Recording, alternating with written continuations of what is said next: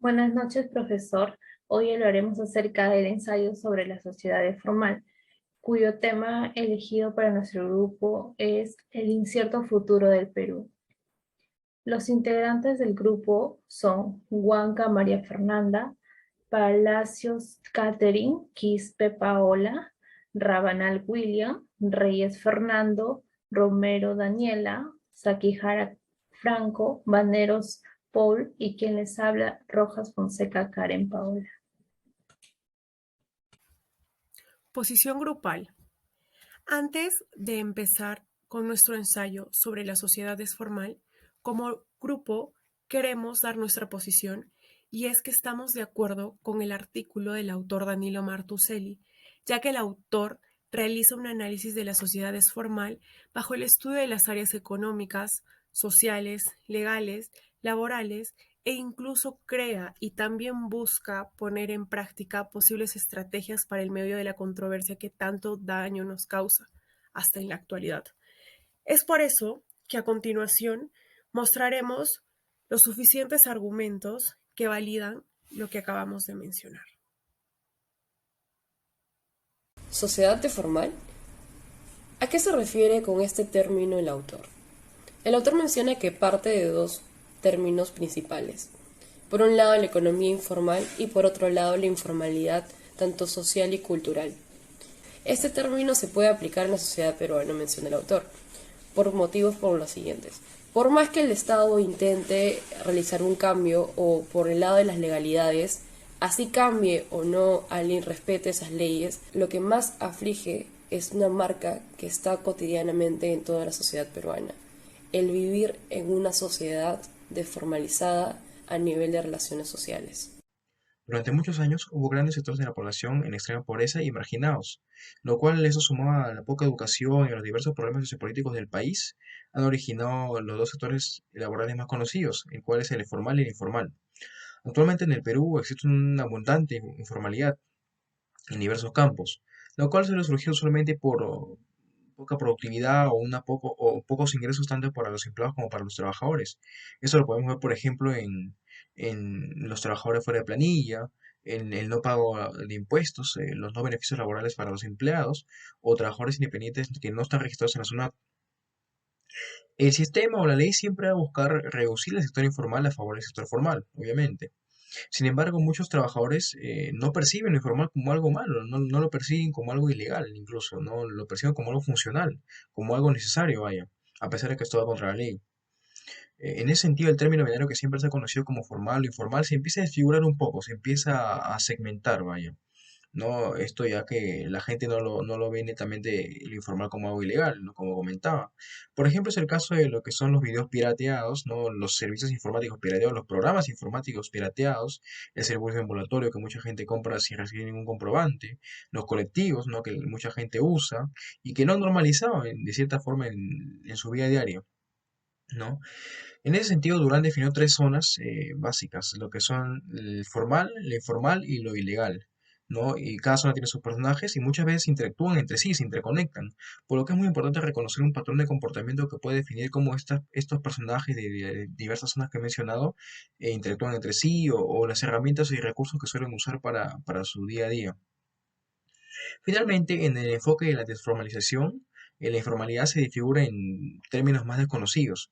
En este caso comentaré los dos más usados, que son la exolegalidad, que básicamente nos dice nos comenta sobre las acciones que están fuera de lo legal, las acciones ilegales, ¿no? Pero que la gente percibe como algo no ilegal, lo perciben como algo que no es ilegal, ¿no? Y esto usualmente suele haber una mayor comprensión en el sector más pobre o más humilde de la población, ¿no?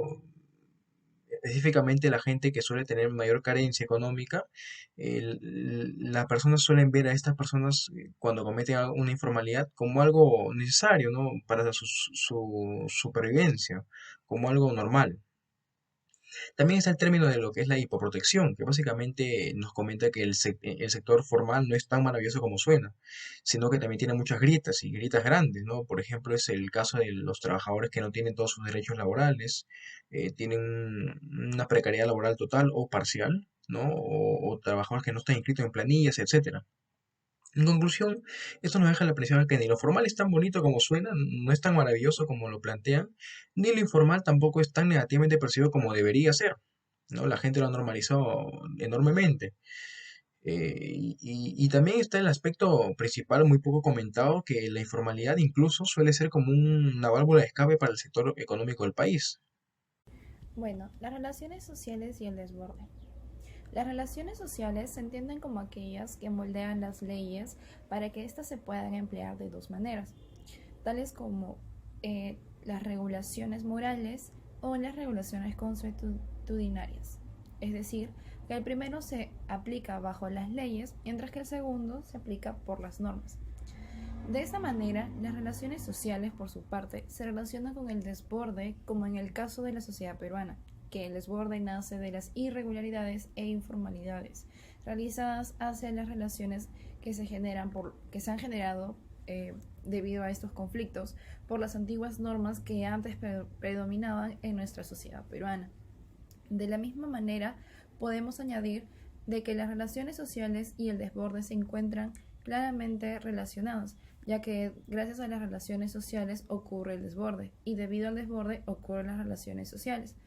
Estas dos forman que la sociedad se rija bajo este predominio, ¿no? Entonces podemos deducir de que las relaciones sociales son muy importantes para la sociedad y el desborde se origina bajo las informalidades y irregularidades que se desarrollan a través de estas. Ahora en este punto vamos a hablar sobre las relaciones culturales y el achichamiento.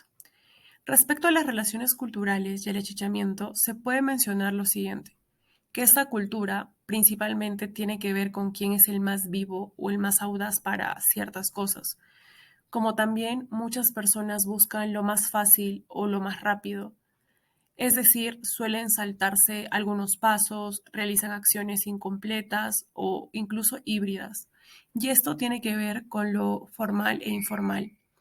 Algo muy importante que recalcar es que hoy en día este tipo de acciones están validadas por la sociedad, ya que lo ven como algo normal. Y cabe mencionar que esto suele volverse en algo cotidiano en nuestro día a día. Es aceptado e incluso hasta está bien visto.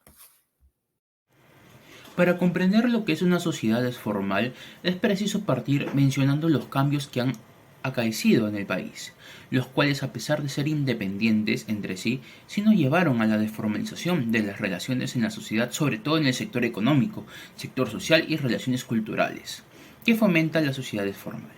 Las causas son los vacíos legales, las normas que se crean y se crean por intereses a ciertos sectores y generan estos vacíos para que puedan romperlas posteriormente. La educación desigual. No todos pueden estudiar por igual. Supuestamente hay colegios estatales que dicen ser gratuitos, pero te cobran cuotas extraordinarias en los uniformes, en los cuadernos, en los libros, que al final terminan con la gente humilde que necesita la educación. Las consecuencias de ello es la influencia de los líderes de opinión. El Perú en la actualidad se rige en base a estos líderes que opinan y dirigen al país a su gusto. La ambigüedad de las leyes. Las leyes no son claras porque siempre tienen vacíos y de esto se aprovechan para deformarlas. Finalizando tenemos a los tres pilares, los colegios, quien nos brinda la educación. El Perú es uno de los países más incultos de toda Sudamérica. Su gente es ignorante y por ello ante la presencia de una persona culta se dejan dominar totalmente. El Congreso es el encargado de orientar el desarrollo económico, político y social del país, así como la reforma constitucional, pero todo está corrompido, por lo cual las cosas y consecuencias son las que anteriormente hemos explicado, y todo esto junto forma una sociedad desformal.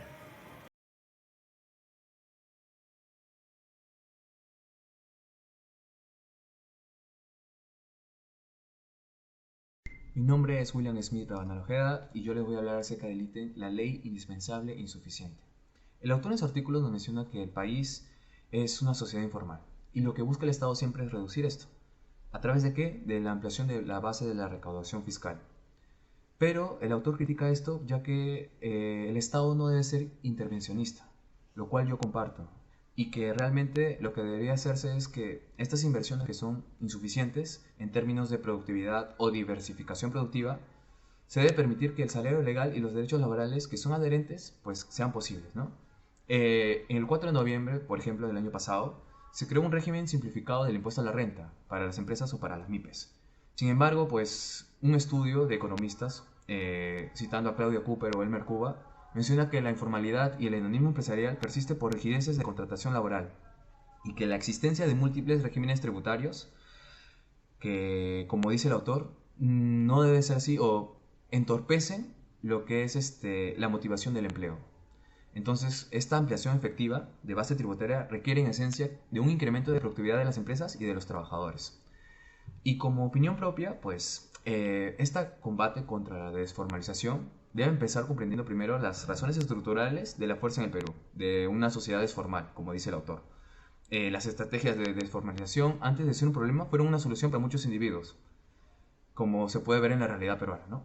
Una solución contra una economía que no logró crear empleos formales suficientes, contra un país contra de desigualdades sociales. Permiten que el ninguneo sistemático contra una sociedad en donde la decencia siempre se arropó con el racismo.